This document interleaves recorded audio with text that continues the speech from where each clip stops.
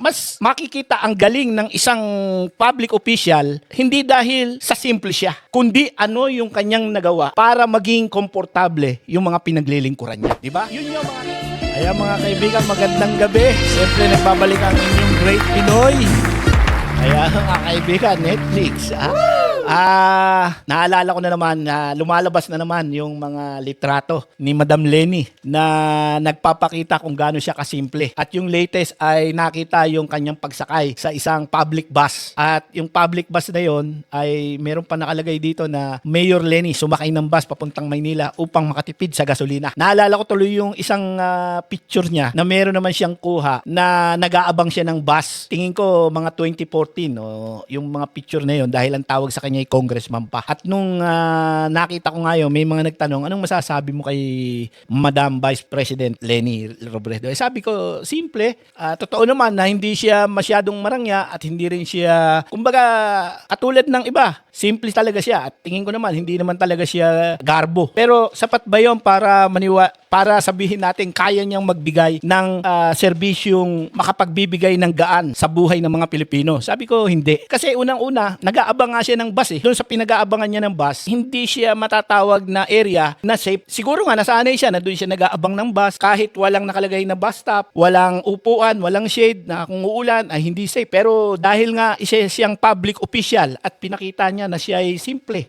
mas sana natulungan niya ang tao na naisip niya na walang shade dito walang hindi komportable kung sino man yung mag-aabang. Okay lang yun kung siya dahil simple nga siya eh. Pero yung pagiging simple mo at hindi mo garbo, hindi lahat ng pagsiservisyo mo ganun ang thinking. Dapat ang ginawa mo nung nag-aabang ka doon ay nag-propose ka kung sino man yung MMDA na nagsabing pwede kang mag-intay dyan. Dapat sinabi mo sa MMDA ano ba ang kailangan para itong area na to na na inaabangan ko ng bus ay maging komportable. Yung thinking ba na pwede mong i-improve, hindi man ikaw yung tinatawag nating magiging, kung sinasabi mo na sanay ka na rito, paano yung iba? Paano mo gagawing mas mapabuti yung serbisyo mo sa iba dahil public official ka eh. Hindi pwedeng dahil komportable ka, lahat ng tao, iisipin mo, pwede rin sa kanila to. Merong matanda na hindi kayang mag-abang, na nakatayo ka lang dyan hang walang mauupuan. Merong mga tao na hindi sanay na mahamugan, kaya kailangan ng shade o maarawan. Diba? Kaya mas makikita ang galing ng isang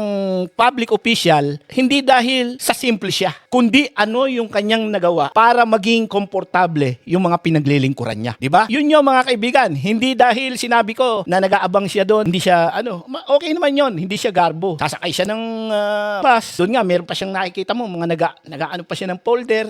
Gaano ka ka-organize? Kailangan ba pagka sumasakay ka ng bus, bubuksan mo yung mga, doon ka palang pipirma kasi may hawak siyang ballpen eh. Doon mo makikita na meron tayong mga leader na simpleng tao. Madaling maging simpleng tao. Pero yung pagiging public service na meron kang natulungang mga taong maging komportable, iba yun. Kaya nga, tignan nyo ito mga kaibigan, itong video sa Davao.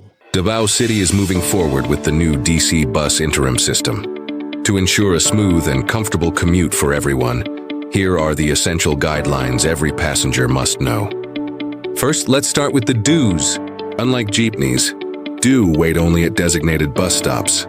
The bus will not open its doors anywhere else. Do queue properly in a single line and wait for your turn. Inside, do be courteous. Always prioritize seats for senior citizens, PWDs, and pregnant women. Hindi nyo naman makikita doon yung mga Duterte. Pero tignan nyo yung kanilang bus system, yung kanilang transport system. Meron pang nag-a-announce na you are here. Pwede nating sabihin na, sige, maluho sila. Pero gaano yung ibinigay nilang comfort dun sa mga taong sumasakay nung bus na yun. Kaya samang kaindako ng mundo mga kaibigan. Diba? Kaya pipiliin natin hindi yung simple, kundi yung magbibigay ng serbisyong magiging komportable tayo. Sa mga kaindako ng mundo mga kaibigan, salamat at